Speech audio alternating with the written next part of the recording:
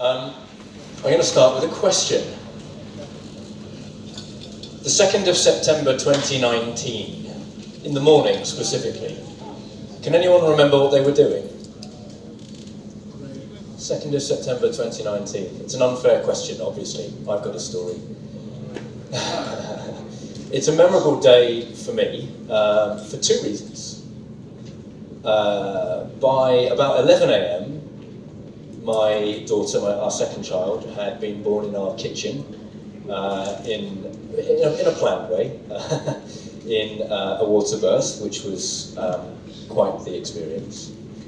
And literally an hour later, my team at SoilCapital had decided that we had become too impatient waiting for the talk about carbon payments to turn into action.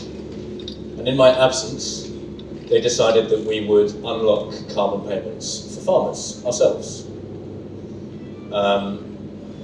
I, of course, spent 2 further weeks at home not even thinking about this and being with my daughter. But since then, have been working on what is now live as a carbon payment program, SoilCapital Carbon.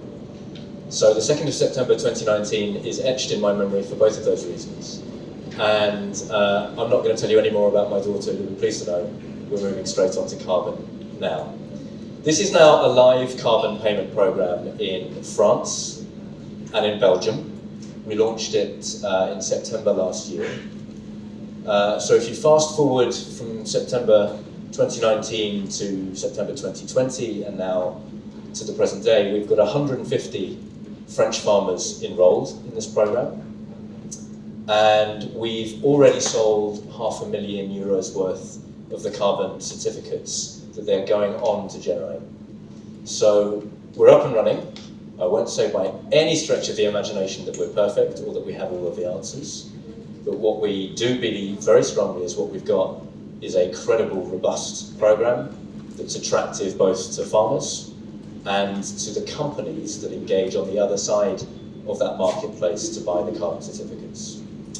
So my aim this evening is to tell you about that, tell you about how it works, give you as much information as I can, and then I expect fully to be bombarded by awkward, difficult testing questions until the last of you falls off your seat and drifts off for a beer.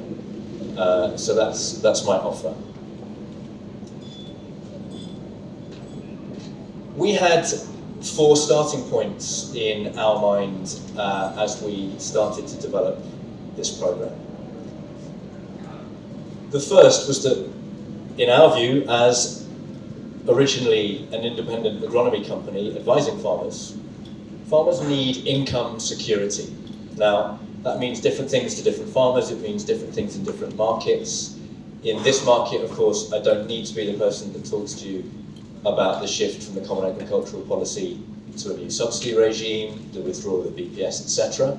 We know that the fundamental economic and financial context for British farmers is going through fundamental changes, and I think if we're not asking questions about income security already, we should be. I think we also recognise that farmers themselves want recognition for providing solutions to some of these great environmental challenges and crises that we hear about so often, from climate change to biodiversity decline and so on. We are, aren't we, in a stage of farmer bashing, I think, and yet, while I'm not saying that every farmer has done everything they possibly could, there is plenty of good practice and plenty of solution contribution that should be recognised through various schemes already. We also hear time and time again that farmers are a little tired of working with partners that don't have their interests at heart, that don't maybe understand their core business because they're from outside of farming. And so ultimately farmers, what we hear is that farmers want to look to work on something like a carbon payment program with a partner that is fundamentally aligned with them. And last but by no means least, we hear very clearly, this has been such a regular topic of conversation today at our stand, that farmers want to succeed in maintaining good practices or adopting better practices without undue constraints, without their hands being tied, without being locked into an arrangement that they can't get out of for 5, 10, 15 years, without fear of having made the wrong choice and not being able to go back. So these are all the starting points that have been in our mind, and reassuringly, what we hear from the 150 French and Belgian farmers signed up so far is that our programme is addressing these needs. Let's see if you agree. So what I'm talking about here, SoilCapital Carbon, is Europe's first certified and multinational carbon payment programme. And you can see here the locations of the 150 farmers enrolled today. So it's southern Belgium, French-speaking Belgium, and throughout France with a sort of bias towards the middle and the north. As I said, we launched this in September 2020, so it's not even a year old. Cut us some slack. But already we can see from the baselining that we've been doing and the measurement that we've been doing that there are, across this group of 150 farmers, some 15,000 tonnes of carbon being sequestered on a net basis in the first year. And I think it's important to also mention at the outset that we're already selling these carbon certificates.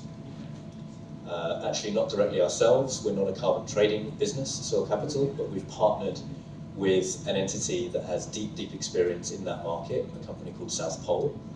And so, as I mentioned earlier, we've sold €500,000 worth of these certificates that the farmers are going on to generate already.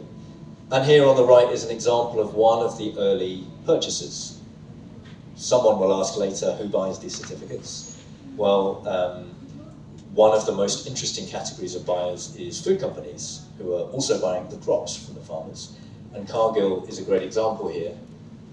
Why are they doing this? Because they've seen a commercial opportunity with their customers to bring low carbon or zero carbon grain to market. So they're deliberately trying to buy these certificates off farmers who are supplying to them in their supply chain. Okay, so what is SoilCapital? Who are we? One slide, one word on this. We are an independent agronomy firm. So no inputs to sell. We're a relatively small, modest business. We're 14, 15 people now. That photo's a bit out of date. I do have other shirts, I've just realised. Or maybe I've got lots of the same shirt, I don't know. We're headquartered in Belgium. So most of these colleagues are Belgian-based and French and English-speaking. We have an office and a presence in the UK as well.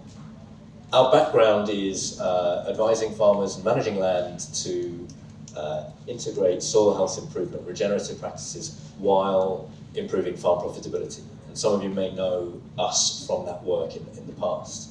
So what we're doing now is an evolution of that to try and help many more farmers go on a similar journey than we could ever do by working only as an advisory business. In fact, our advisory function is now in a completely separate business to avoid any confusion. Before I go much further, I want to acknowledge that to all of us, me included, the carbon markets and how they work is relatively new. So I don't want to assume too much knowledge. Many of the questions we've had on the stand today have been about going back to basics on how these voluntary carbon markets work. So here's just a couple of thoughts on how the voluntary carbon markets do work. So on the one hand, you have a bunch of what we can think of as market requirements from buyers. And we're talking here about companies who are voluntarily purchasing carbon credits or carbon certificates, I'll explain the difference later, from actors like us. And you can kind of bucket these requirements into four headings. The first one is credibility. They want to know that these carbon gains are being generated in line with recognized standards, using robust science, and high integrity quantification tools. They want to know that what they're paying for is additional. This word additionality comes up a lot. And what that means when you boil it right down is they want to be reassured that what they're paying for would not have happened otherwise. We can unpack that a bit more later, but that's one of the core principles. A third core principle is permanence. This is particularly relevant and particularly talked about with soil carbon, because as we all know, it's relatively easy to release the carbon that you might have stored in the soil back into the atmosphere. Really, it only takes turning the soil profile, exposing it to oxygen again to achieve that. And so if you're buying a carbon credit or a carbon certificate, you want some sort of reassurance that that carbon that you've effectively purchased is going to stay there. So that's the topic of permanence. And then last but not least is verifiability. How does this person, this organization, this farmer, who's telling me that they've stored a ton of carbon on every hectare of their land, how can they prove that? How can they verify that? How can I check? Well, how has somebody else checked? So 4 pretty, I don't know, chunky, weighty, controversial, Paul, you used the word, that's why this stuff is controversial, really. Getting all those principles right in a way that makes sense for the science, but also makes sense for farmers. But then you've got this extra layer of complexity which we have had to navigate as an agronomy firm. No doubt you're all in some way aware of some of this landscape. You know, who are the key players in a carbon payment landscape? Well, obviously you've got farmers doing the hard work, and you've got entities that aggregate farmers. That might be, you know, in France, a cooperative. It might be SoilCapital running a carbon payment program, etc., etc. But a unit that brings lots of farmers together into a more sizable package. Then you've got all of those entities that provide standards. There are lots of standards in this space. And you've got all the entities that provide different calculators. Sometimes those two things are linked, the standards and the calculator, but not always. Then you've got the auditors or the police or whomever, the regulators that come in to provide that credibility and the verifiability. And last but by no means least, you've got the question of how do we access, you know, the buyers via brokers or other intermediaries. So brokers and buyers being the last group. And I don't know about you, but we have found that to be an utterly overwhelming landscape. It's complex. Sometimes one actor is playing multiple roles across this line. Sometimes it's very clear. But when you take all of this together, I think it becomes rather overwhelming. And so our aim in designing a farmer-facing program that unlocks carbon payments is to help make it easy for farmers to navigate this complexity. Basically to remove as much of that complexity as possible from your shoulders and leave you with the business of farming, and farming in a way that can generate credible carbon payments. So I'm now going to move through a series of slides that explain the practicalities, the nuts and bolts. And if you've spoken to me or Alex on the stand today, my apologies because you'll have heard this already, but here we go. So first up, what's the commitment? The 150 farmers that have joined the program in France and Belgium have signed a 15-year contract, 1-5. And they've signed that contract principally because we make it extremely clear that they can cancel their participation in that contract at any time. They won't face a penalty fee for exiting, and they won't owe us any money in terms of clawbacks. So from their point of view, you know, the situation is largely the same as here in the UK. There are multiple different programs and schemes emerging.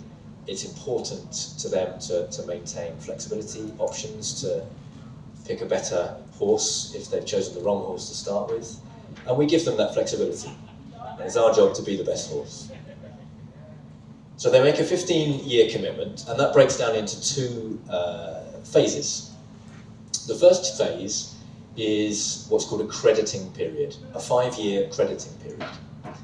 And that is the period during which they can actively generate carbon certificates. The second period is what's called a retention period, a 10-year retention period. Effectively, that's the time over which the carbon must stay stored in the soil. And as I said, they can exit at any point, no strings.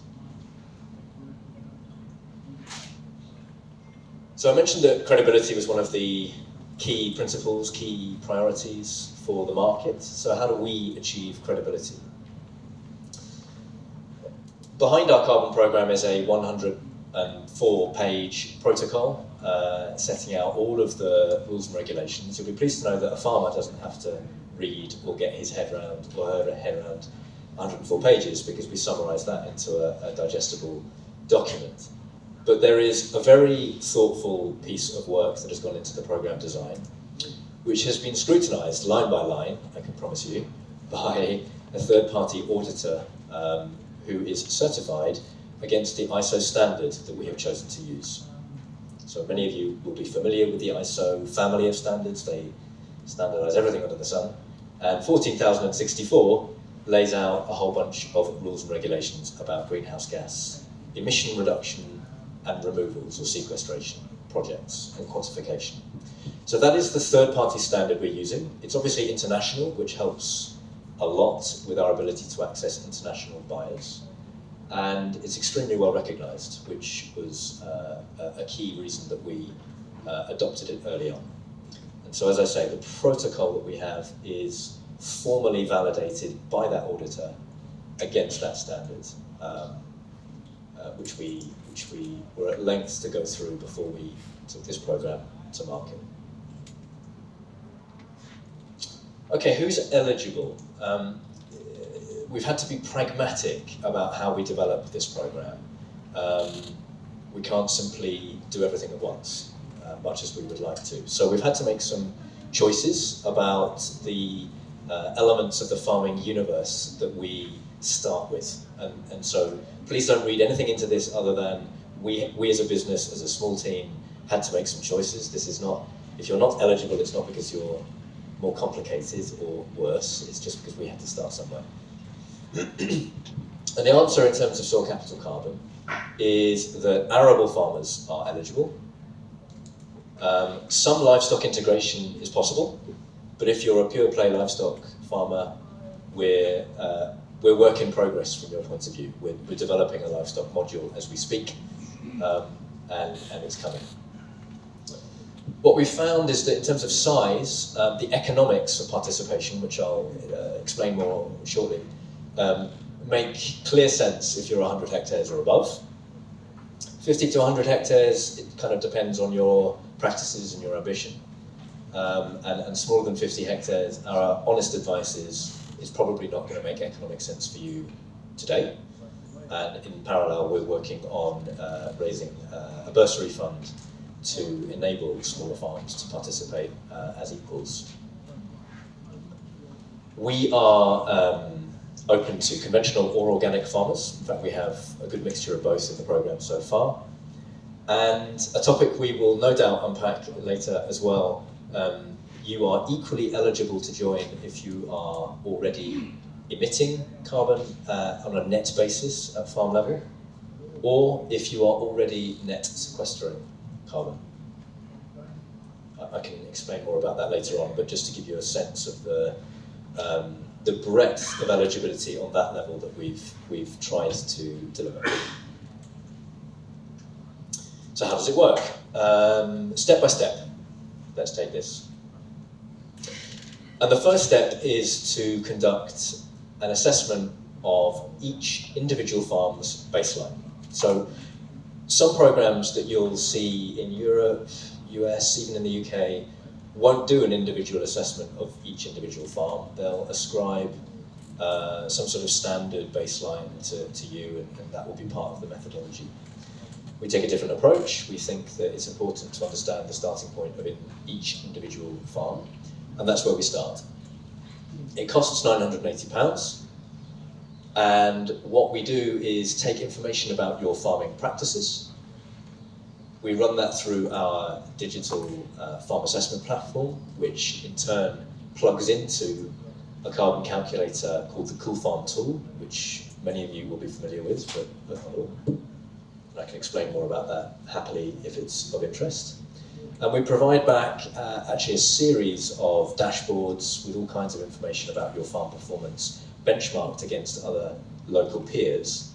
But in terms of the methodology of the programme, the big outcome of that process is to categorise you either as being overall a net emitter of carbon, or overall a farm that is net sequestering carbon. And that affects the methodology we then use for you to generate carbon certificates. And it affects it in the way that that subtitle implies. If you're a net emitter, your historic emissions are your baseline. So any improvement against that personal baseline to you will generate certificates over that 5-year crediting period. If you're net sequestering when you join the programme, it's actually the case that simply by maintaining your practices, you're able to generate certificates as well. Obviously, if you improve further, that's additional benefit. But if you maintain that sequestration, you're able to generate certificates. I mentioned that you get a whole range of information back in the report that we generate for you. This is just an extract of the greenhouse gas analysis. So what you're looking at, probably at the back, it's absolutely impossible to tell what on earth that is about. So I'll try and describe it. Each of the vertical bars is a crop in a farmer's rotation. Each of the colours relates to a driver of emissions or sequestration. So just by way of example, we have, for example, the emissions associated with the production of synthetic fertiliser in brown there. You can see across the screen. And the yellow line is the net position for each of those crops. So you can see in this particular example that above the zero line here we've got corn being a net emitter, we've got wheat being a net emitter, but we've got some dry beans here being a net sequestering crop. And that then obviously adds up to create a whole farm view driven off these numbers. What we're also doing, as I said, is comparing your performance against a benchmark of local peers, both on greenhouse gas performance, but also on costs. This is all anonymous, of course, but what it enables us to do is present back to you this kind of picture. And what this kind of picture is showing on the vertical axis is your greenhouse gas profile. So if you're above this zero line here, you're emitting. If you're below, you're sequestering. And then on the horizontal axis, the x-axis, you've basically got cost performance. So the further to the right you are, the lower your production costs. And the further to the left, the higher your production costs. So each dot here represents one farm. And of course, that's not statistically significant yet, the trend line we're showing there. But what it does show is that you can have your cake and eat it. You can be in the bottom right-hand corner where you're sequestering carbon and you've got the lowest costs. And of course, many of you will be thinking, well, what about yields? Of course, the data on yields is in there too. And what we're seeing is no necessary or inevitable dip in yields for those bottom right farmers as well. So this is just a small detour actually, just to show you that the insights we're giving back are aimed to inform and inspire each individual farmer about where their opportunities for gains may be. So after that initial baseline has been conducted, we enter the crediting period, that 5-year crediting period. So this is the period during which, if you're an emitting farmer, you'll be working to adopt practices that improve your greenhouse gas profile. If you're a sequestering farmer, you'll at the very least be working to maintain the practices that have put you in that sequestration position and improve it if you can. And so each year during that period, we'll come back and perform another farm assessment. It's £980 per year each time.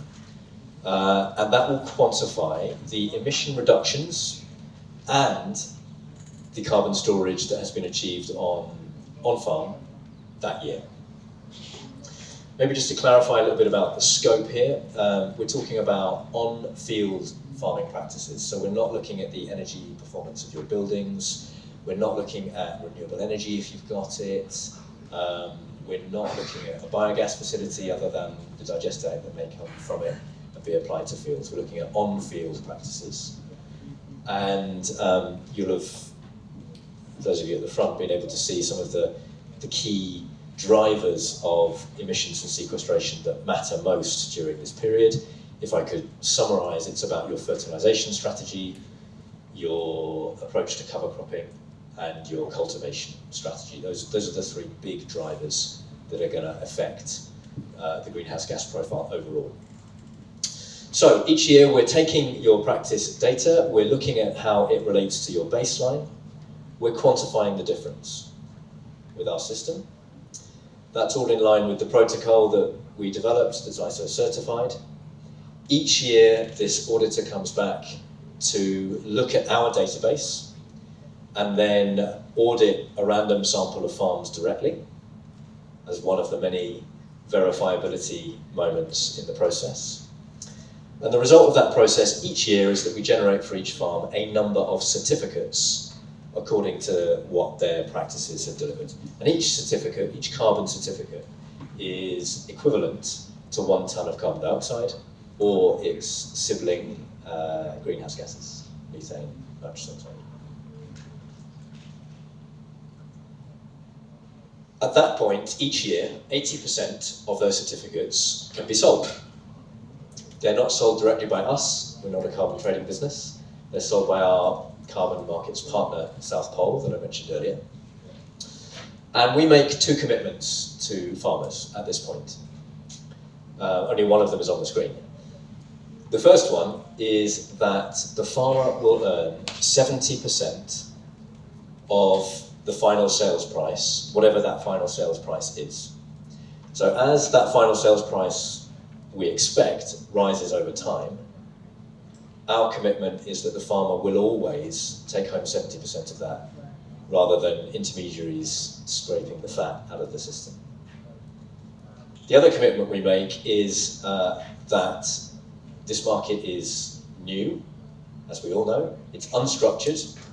The market is setting prices. And so there's a risk, always, that at the end of this process, the carbon certificates are sold for diddly squat.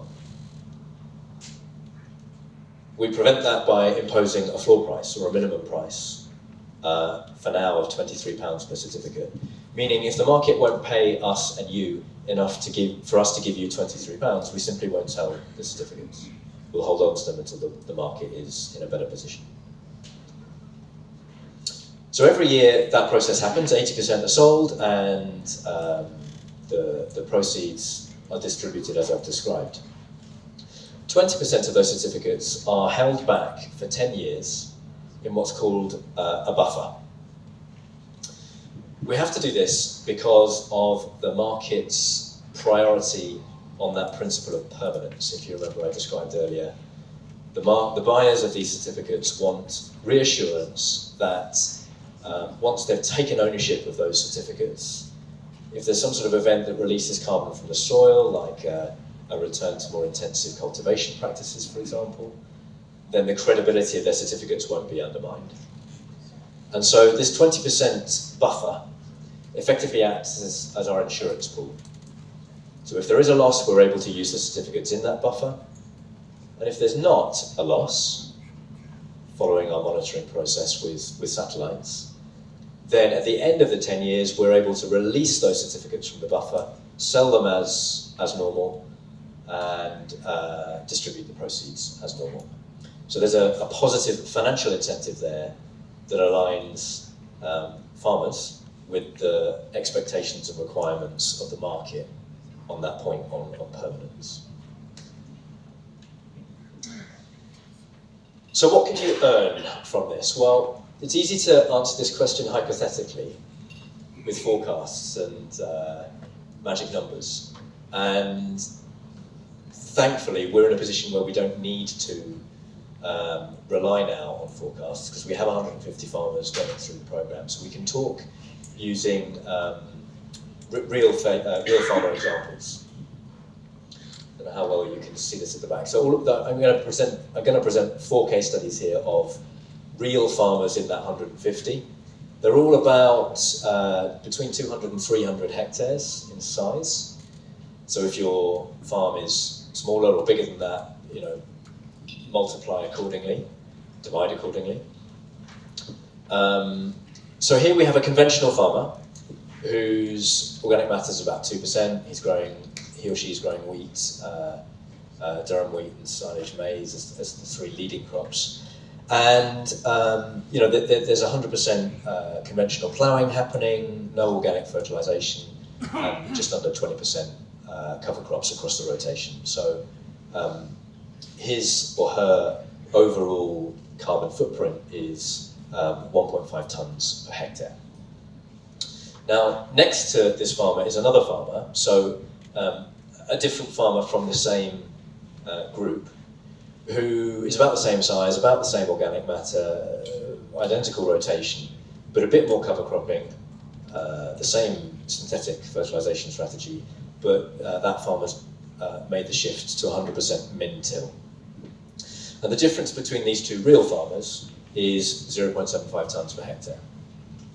And so that farmer, if farmer 1 was able to become farmer 2 in terms of management practice change, then the take home after all of the costs to us, the 980 to us, and after the buffer has been set aside, that 20%, the take home is £3,000 in year 1.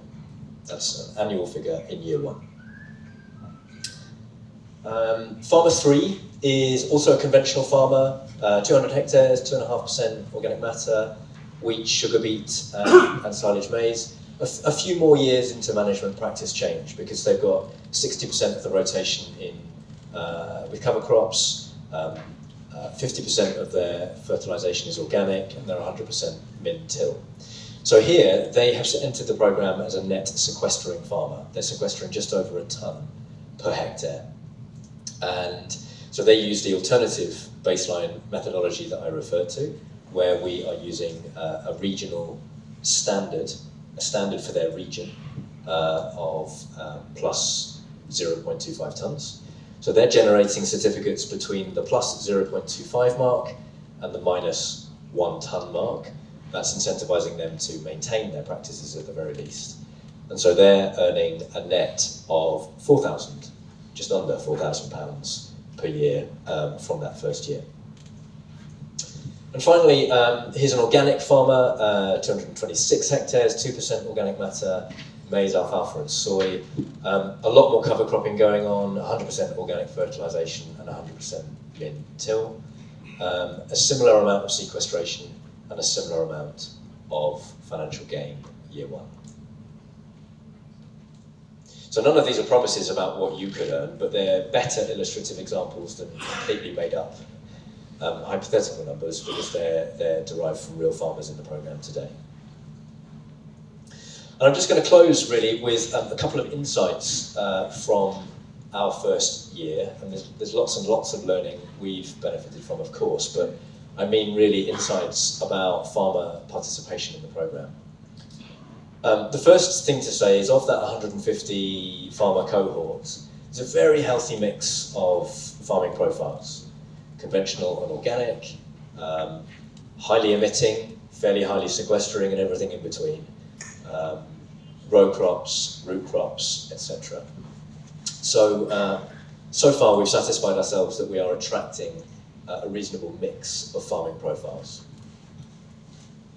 The second thing that we can see from the analysis is that, and this is more of a sort of management practice lesson, or an agronomic lesson even,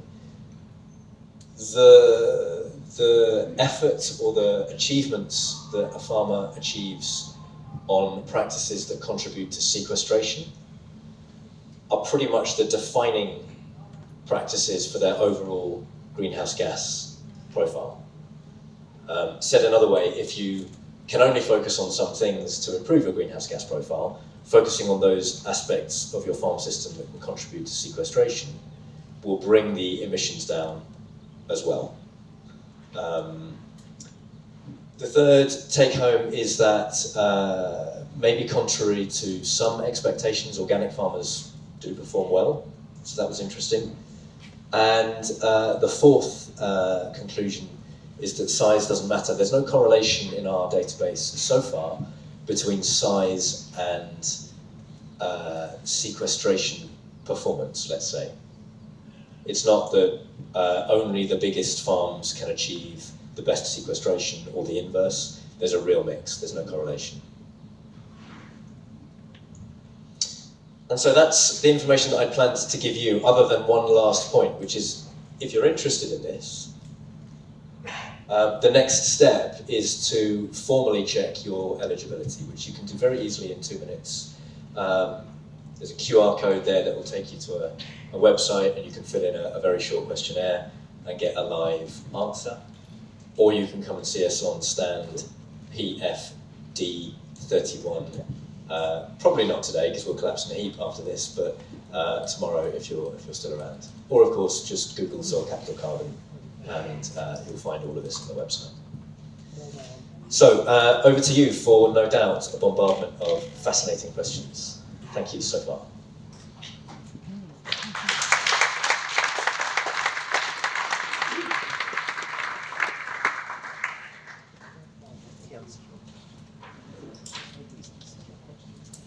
Okay, let's maybe take some questions. I'll take them probably in twos. I don't think I can remember more than two at once. So these two first.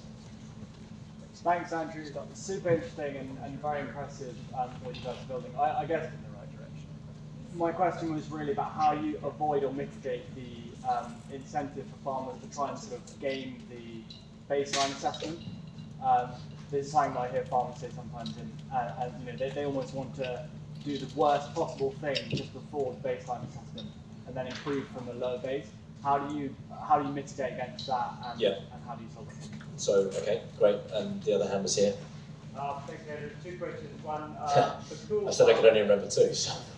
The Cool Farm tool is your big database, I assume. So you're relying on the Cool Farm tool for all the inputs or the targets of the farm. And the second one is you talked about monitoring process with satellites. Can you tell us a bit more about that? Of course. Please help me remember your third question if I can't by then remember it. So gaming the system. A lot of programs that are out there only have one baseline methodology, and you get attributed, and very often it's the same as our emitter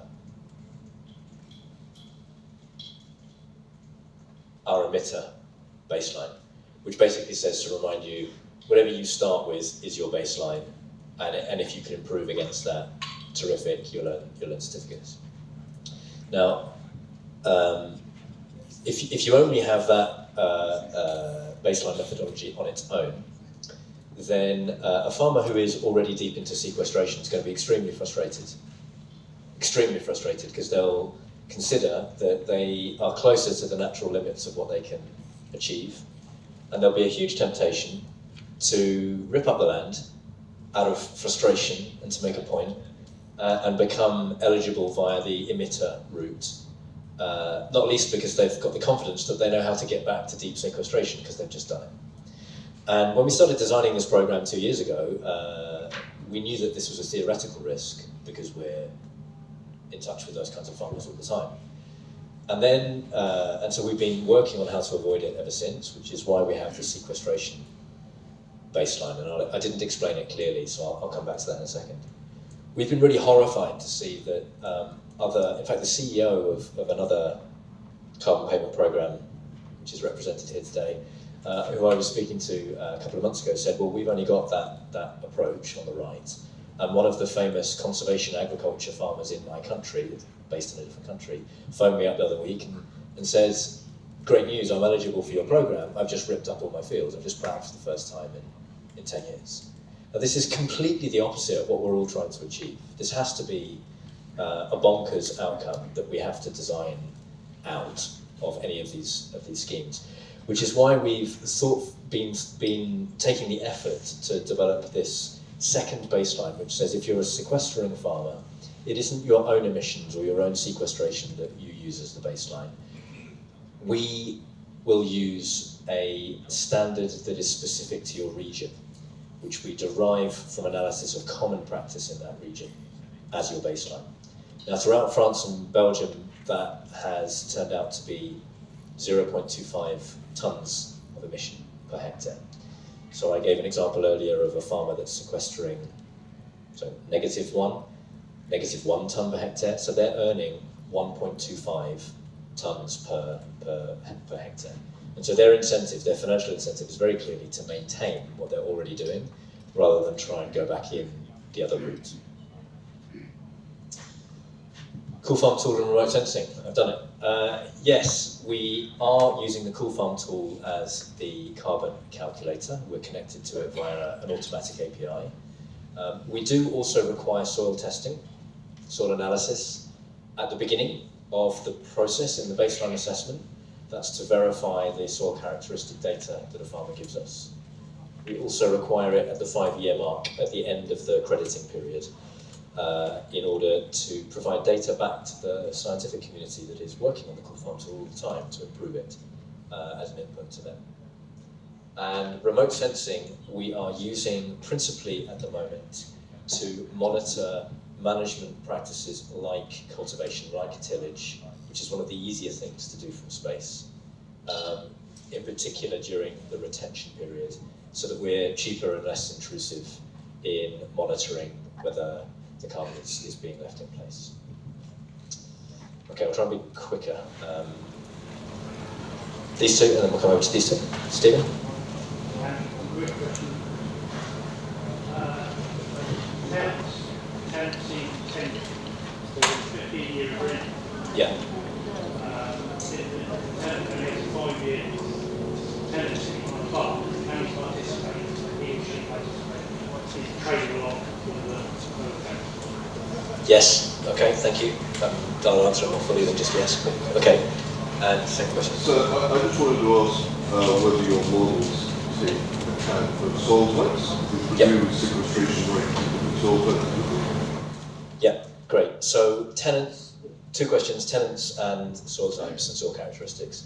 So yes, this is a part of our eligibility screening, Stephen, but it doesn't mean that tenants are excluded. It just means that those tenant farmers with shorter tenancies, we do have to get some extra reassurances about how we will manage the issue of permanence. So if a farmer's tenancy when they enrol is between 5 and, if it's greater than 10 years, sorry, if it's greater than 15 years, no problem, obviously. If it's between 5 and 10 years, we need their reassurance that they intend to renew that tenancy. And if it's shorter than 5 years, we do need the explicit approval of the landowner for the tenant farmer to enrol, simple assignment of interest form, which basically means that if the farmer was to cease farming within that 5 years, the landowner is aware and would look to transfer the programme to the successor, or not if they wanted to exit, as any farmer can exit, but to make sure that the owner is explicitly aware. Soil type is explicitly taken into account, yes. Soil organic matter, soil type, soil drainage, and the soil moisture, because all of them can have an impact on sequestration rates. I could say more, but I guess the simple answer is yes. And that's checked each year, is it, when No, it's not checked each year, it's checked at the beginning on enrolment at the baseline assessment, and then held firm, because we're not going to go back and tweak them on every 1 or 2 years on organic matter, because we don't think it evolves that quickly to be material. But soil moisture might be one. Soil moisture is more about the dominant climatic conditions than the sort of season-to-season soil moisture, in terms of how it affects sequestration long term.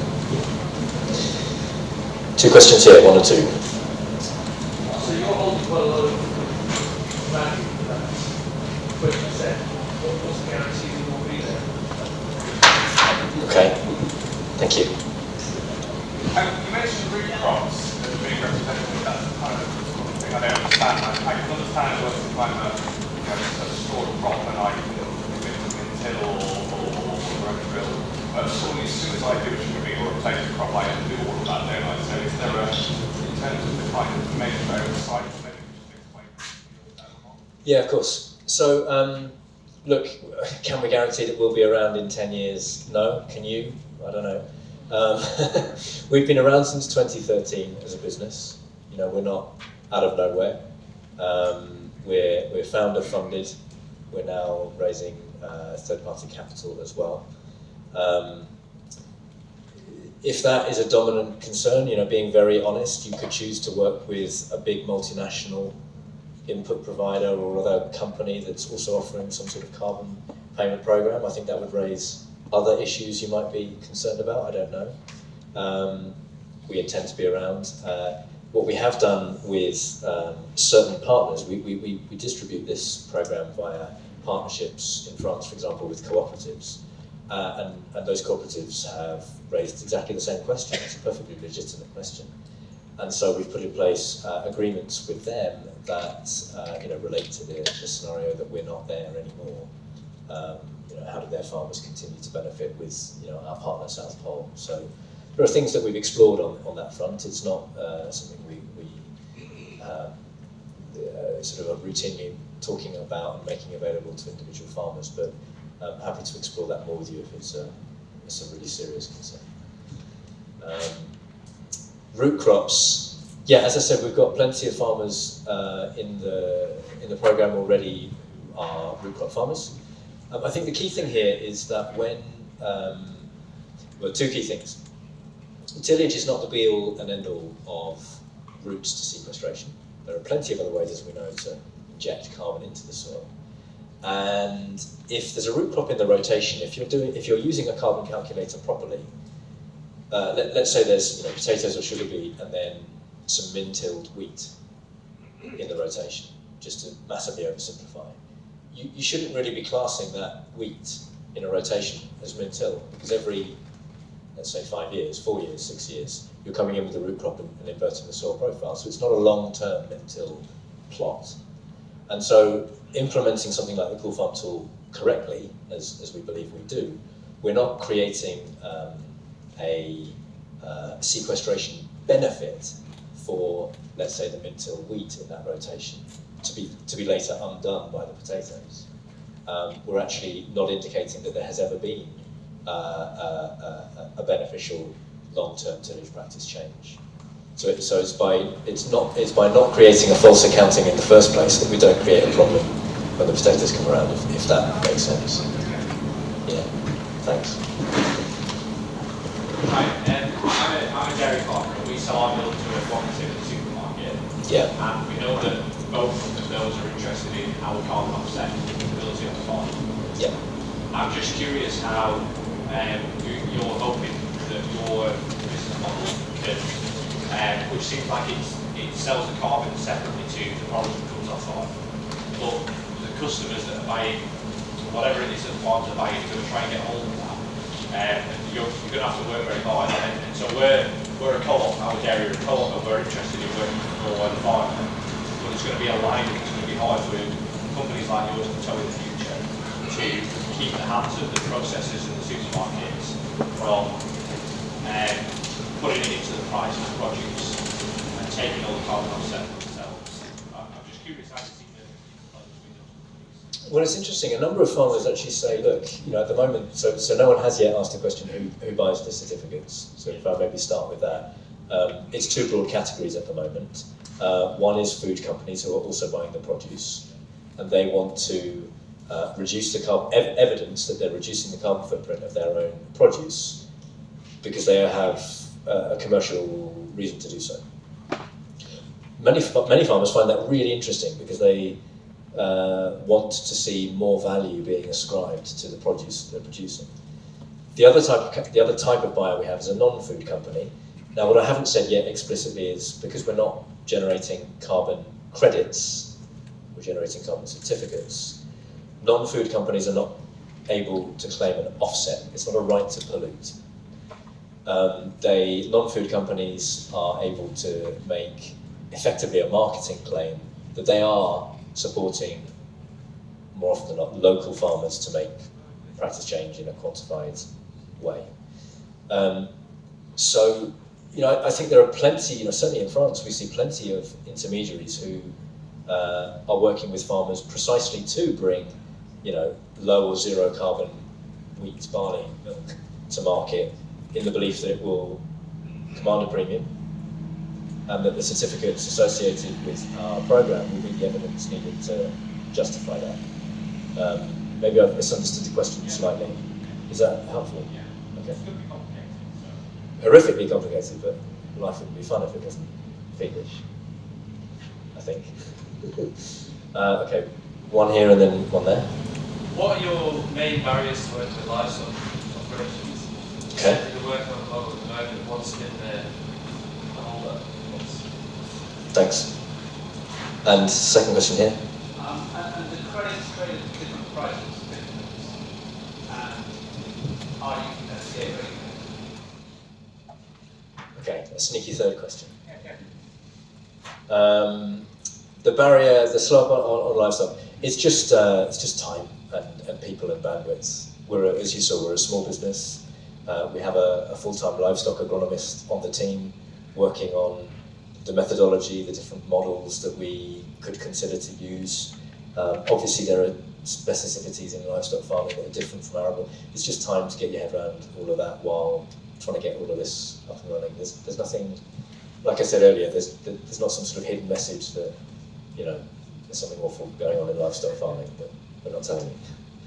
Okay. Credits and certificates at different prices. A bit early to say because this is all relatively still so new in a European context. The average sales price for the certificates we've sold so far are €40. Now, if you look at the regulated carbon market in Europe, the emissions trading scheme, I think in recent months the price of carbon allowances there has been between 40 and €50. It's not. I'm not saying they're exactly the same, but I'm also saying there's not an order of magnitude difference there. And then you asked, are we FCA regulated? Is the premise of your question because we're trading carbon? No, I mean, is there an FCA regulated market in the UK? No. This is a voluntary market. To remind you, we're not the entity trading the carbon. We're doing that through South Pole, who are 700 people, 20 years of experience. So we're relying on their experience and reputation and credibility more than a regulatory framework that doesn't exist. And can you layer our program on top of your credit? Can you get carbon code or gain and layer those on that using your program? So you can't be paid for carbon twice. You can't be paid for the same carbon twice. Carbon, biodiversity, water, etc. Sure.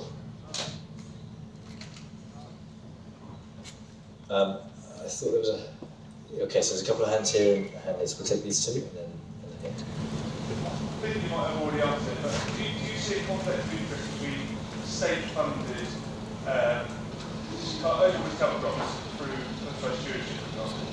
That is soil and water protection, but it doesn't affect this carbon. Do you see a conflict of interest between the carbon credit being bring by that, which is being funded by the state, or is that say one to the right and one to the carbon? Okay. That's partially an additionality question as well. Yeah, and gentleman here. Can farmers use carbon credits? Say Can farmers get carbon credits? Get carbon credits. Oh, I see. Okay. Right. So conflict of interest. Well, it's not so much a conflict of interest, but it's about making sure. So the question was, is there a conflict of interest between state-funded programs, initiatives to encourage practices, maybe with a soil retention outcome in mind, and those same practices which can lead to carbon storage? And the answer is potentially yes. Certainly when you talk to buyers in the market in the UK, they want to know well, how will the Sustainable Farming Incentive, which is a state-funded program, still to come into existence, but how will that fit with what you're doing in the voluntary carbon markets? The answer is we want to be able to stack these payments. We want to be able to have 1 hectare of land that is producing crop revenue, some public subsidy for certain practices, and some carbon outcomes that the private sector values.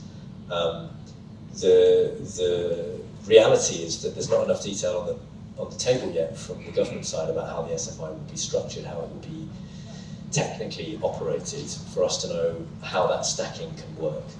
So it's a bit early to say, I think is the simple answer there. And can farmers get carbon credits today? Not through us. In the UK, I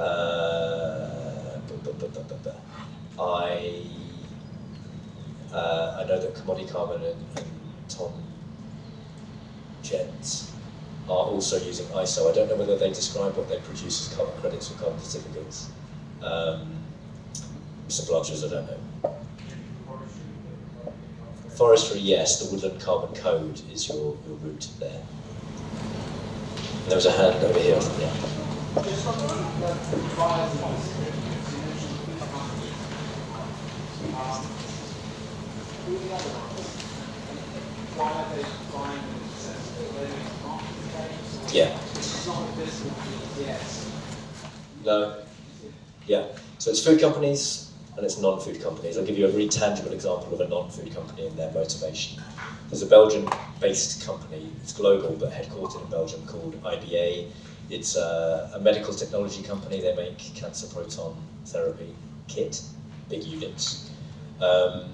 They have a strong commitment to action on climate change. They offset around the world, but they want to be able to talk to their employees, in particular in Belgium, about what they're doing locally to address climate as well. So by purchasing certificates from our Belgian farmers, they have the ability to publicly claim the results that those farmers have achieved, but not use them to offset their emissions. So they can talk publicly about, 20,000 tons of CO2 that they've reduced or sequestered over there with those farmers nearby, do farm visits and so on, which to them apparently is meaningful to their employees, but they're not using it for offsetting. It boils down to a marketing claim, pure and simple. And frankly, it's not where we're most interested. We're most interested in the food company buyers because of the opportunities there for sort of rebalancing certain dynamics in the food chain. But that's the answer. One at the back, and then Stephen's coming back for another bite. Thank you. If I was wanting to get some certificates from yourself, would it affect my ability if who I was then selling my food to, and I had to reduce my own carbon baseline within the farm, I'd then be less able to do that because I've already taken land into sequestration, sold the certificates or credits, and therefore would be unable to bring my own emissions down if I was required to do that? No. And I think the main reason behind the no is that we're not, if we were generating carbon credits that, let's say, Shell was buying for offsetting reasons, so your credits were going from your farm to Shell's balance sheet, they were claiming them, meaning really technically you shouldn't be claiming them anymore because that's double counting. And so that's when problems start arising. But because we're not, as I just explained, doing carbon credits for offsetting, that's not so relevant, that double counting issue. And I think, if what's in your mind is pressure from my supply chain to become a sequestering farmer, well, if you've already done that and can evidence that on a yearly basis, then depending on the buyer, I guess you're meeting their requirements, depending on what those requirements are. Stephen. Agroforestry runs through the programme, and are there any soil types which wouldn't qualify? This is what they call a leading question. Good questions, yes. Agroforestry, in-field trees within the arable rotation, yes. I'm pleased to say we do include that in our scope. It is one of the other big levers for carbon sequestration, of course. Not one that everyone is today adopting, but of course you are a pioneer in the space, so yes, we do include agroforestry. Peat soils are excluded from the scope of our programme, not because it's unimportant to manage the carbon in the peat extremely carefully. We all know that's the case, it is important. Simply because the protocol, the 100-page document we've developed, has had mineral soils in mind. We would have had to have developed a whole bunch of other technicalities to do peat soils as well, which we chose not to take on right now for the same reasons of bandwidth from earlier. Sensing from the people drifting off that we're reaching the end, and it is indeed just gone 6:30, so let's take maybe the last round of questions. There's one here, is there one other burning question? One, so let's try and do 3 and then we'll wrap up and everyone can have a drink. So if a farmer has received payment for carbon sequestration, and they then lose that carbon through a weather event, A weather event, a yeah. weather event or something outside their control, Yes. so it's gone back to atmosphere again, Yeah. are they then liable for this payment back to the state? Great question, and the simple answer is no. If it's caused by factors outside of the farmer's control, it's not classified as a loss event in the rules of our programme. And actually, that rule, we didn't invent ourselves, we borrowed it straight from one of the foremost carbon credit standards in the world, VCS. So I'm fairly confident and robust on that point. Ben, and then the lady here. I think you mentioned one token is equal to one greenhouse gas, 1 ton of greenhouse gas, either reduction or sequestration. Yes. So you're monitoring a range of greenhouse gases with the fossil, right? So not all the greenhouse gases are equal. Correct. But all are being issued one token. So is there a mechanism by which they're not equal, or some will be issued more tokens and not others? Yeah, it's very simple. The global warming potential of each of the greenhouse gases is the factor which translates 1 unit of that gas into a 1 ton of CO2 equivalent. And that's not our methodology, that's a very, very standard sort of IPCC, Intergovernmental Panel on Climate Change, set of translation factors. So it's basically just if methane divide by this or whatever. Final question.